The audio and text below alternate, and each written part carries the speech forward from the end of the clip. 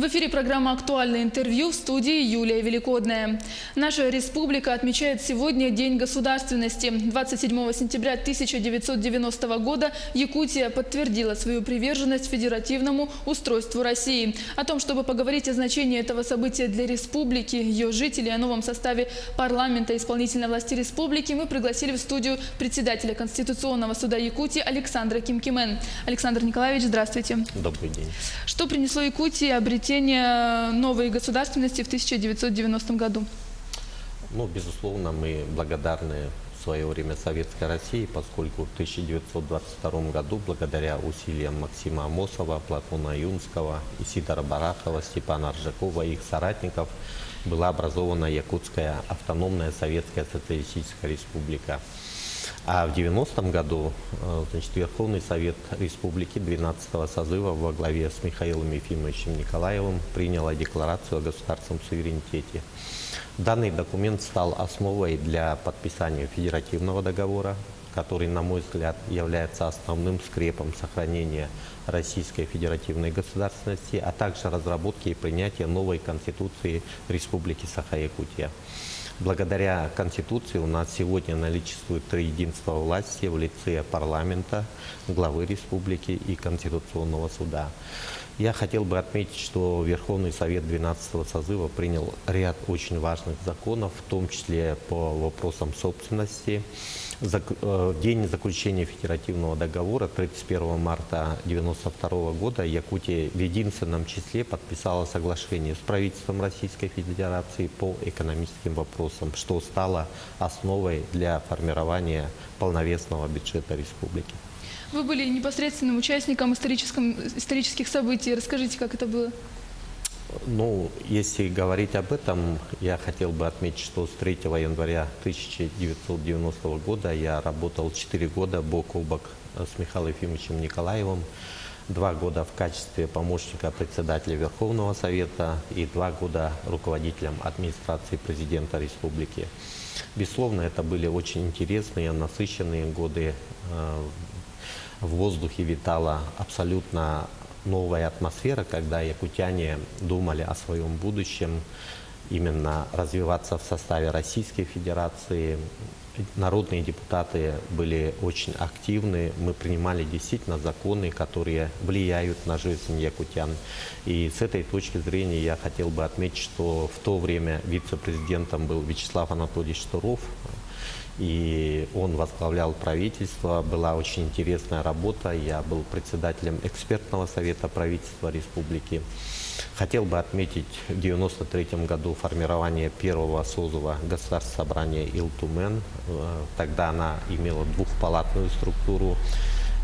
Председателем палаты представителей был Афанасий Петрович Ларионов, а палаты республики Егор Михайлович Ларионов. И в последующем я очень горд тем, что был народным депутатом 2, 3, 4, 5 созывов. И, конечно же, роль парламента республики действительно велика, весома.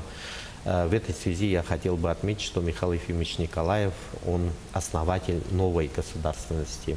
Когда мы говорим о якутской автономии, мы говорим о Платоне Юнском, Максиме Амосове и их соратников, то по новой государственности мы можем говорить имена Михаила Ефимовича Николаева, Климента Егоровича Иванова, Дмитрия Николаевича Миронова и их соратников.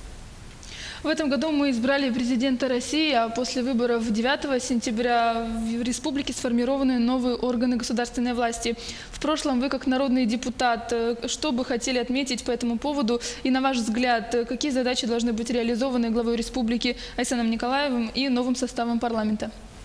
Вы правильно отметили, что 2018 год – год особый, год очень ответственных выборов. Мы очень гордимся тем, что мы избрали нашего всенародного лидера Владимира Владимировича Путина президентом Российской Федерации на очередной срок. И я думаю, что те указы, те решения президента России, они для нас имеют приоритетное значение. Во-вторых, конечно же, 9 сентября этого года мы избрали нового главу Республики Саха-Якутия Айсена Сергеевича Николаева, который сегодня вступает в должность. И это будет новая веха в истории государственности республики. Что это за собой влечет? Вы отметили, что мы еще избрали 6-й созыв Государственного собрания Илтумен, который состоит из 70 депутатов. Избран новый спикер Петр Васильевич Гоголев, он декан юридического факультета Северо-Восточного федерального университета имени Амосова. Я думаю, что он как доктор юридических наук хорошо разбирается в теории государственного права, в конституционном, муниципальном праве. С другой стороны, конечно же, депутатский корпус у нас это сплав опыта и молодости. Мы очень надеемся, что 6-й созыв примет законы, которые будут необходимы для развития нашей республики. И, безусловно, при этом будет учитываться предвыборная программа Айсена Сергеевича Николаева. Далее, конечно же, после вступления в должность главы республики Айсена Сергеевича Николаева правительство слагает свои полномочия.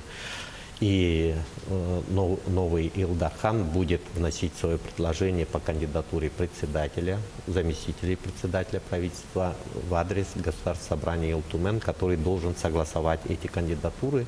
И после этого, конечно, будут утверждены ключевые министры, 4 министра, и будет сформирован новый состав правительства. Поэтому, конечно же, это новая эпоха, смена элит. И с этой точки зрения, конечно же, мы живем в очень интересное, ответственное время. Тем не менее, я уверен в том, что Республика Саха-Якутия будет и дальше развиваться как один из крупнейших субъектов Российской Федерации, как один из лидеров развития. Ну и мы понимаем, что Российская Федерация – это федеративное государство, и мы всегда будем отстаивать принципы федерализма, отстаивать интересы нашего народа, многонационального народа Якутии. А каких изменений вы ждете от нового состава? Ну, безусловно, мы сегодня понимаем, что Республика Саха-Якутия является основной кладовой сегодня в России. Тем не менее, я хотел бы отметить ответственно, что сегодня нужно поднимать социальную ответственность бизнеса. К сожалению, на сегодняшний день отсутствует федеральный закон о социальной ответственности бизнеса. На мой взгляд, такой закон абсолютно необходим, потому что природопользователи, конкретно, если взять в нашем случае нашу республику, значит, осваивая природные ресурсы, должны иметь огромное чувство социальной ответственности, развивать инфраструктуру, строить школы, культурные центры, спортивные объекты и так далее. А это все должно быть определено законодательно. И с этой точки зрения, я надеюсь, парламент будет более активен. Во-вторых, конечно же, в свое время у нас был принцип двух ключей, когда налог на добычу природных ископаемых он распределялся поровну, 50-50, 50 на 50. И в таком случае, конечно же, мы не будем, значит, регионом дотационным, мы будем регионом-донором. И это будет, конечно же, абсолютной мотивацией для действия нового руководства республики и нового парламента. И, конечно, я сегодня хотел бы особо подчеркнуть, что в 2022 году мы будем отмечать столетие якутской государственности. И задача каждого из нас работать творчески, инициативно. Мы должны развиваться на основе Конституции Российской Федерации, которой в этом году исполняется 25 лет. Это очень важное событие. На основе Конституции, основного закона Республики Саха-Якутия, безусловно, мы должны гордиться своим флагом, гербом, гимном, почитать Конституцию, работать на основе законов. И я думаю, что каждый из нас способен развивать нашу родную Якутию и нашу великую родину, Российскую Федерацию. Как вы ранее отметили, в новом парламенте республики представлено более молодое поколение. Как вы оцениваете современное состояние их и в дальнейшем развитии республики? Ну, безусловно, парламент у нас формируется по системе, значит, 35 мандатов у нас одномандатные округа, 35 мандатов распределяются по партийным спискам. И с этой точки зрения я хотел бы отметить, что «Единая Россия» сегодня владеет 43 мандатами. Коммунистическая партия Российской Федерации 10 мандатов, Справедливая Россия 9 мандатов и Либерально-демократическая партия 4 мандата.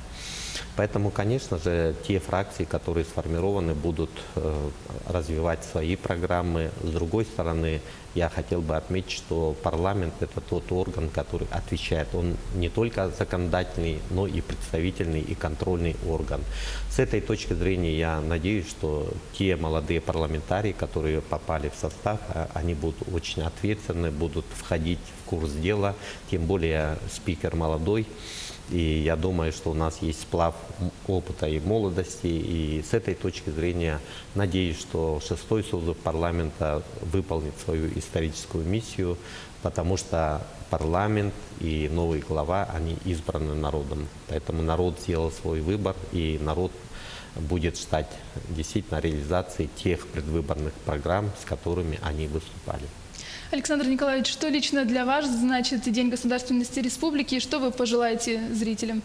Ну, безусловно, для меня этот праздник очень такой важный, ответственный. Я очень рад, что я работаю во благо Республики Саха-Якутия. И я знаю, что якутяне очень любят свою республику, потому что у нас многонациональная республика, у нас очень красивые традиции народные. Мы развиваем свои национальные виды спорта, в том числе в ноябре месяце мы будем проводить очередной чемпионат мира по масс-рестлингу. Я думаю, что мы будем рады тому, что в 2020 году в составе сборной команды России будут и якутские атлеты. То есть мы гордимся успехами нашего якутского кинематографа, театра. То есть мы сегодня живем полноценной жизнью. И я думаю, что и в дальнейшем наша жизнь будет развиваться, и мы всегда будем чувствовать себя в эпицентре событий. Поэтому желаю всем, чтобы мы жили полноценной жизнью, и каждый из нас получал удовлетворение от того сделанного, которое именно направлено на развитие нашей страны, нашей республики. Александр Николаевич, спасибо за беседу, что пришли к нам в студию. А я поздравляю всех якутян с Днем государственности республики. И напомню, вы смотрели программу «Актуальное интервью». Всего доброго и до встречи в эфире.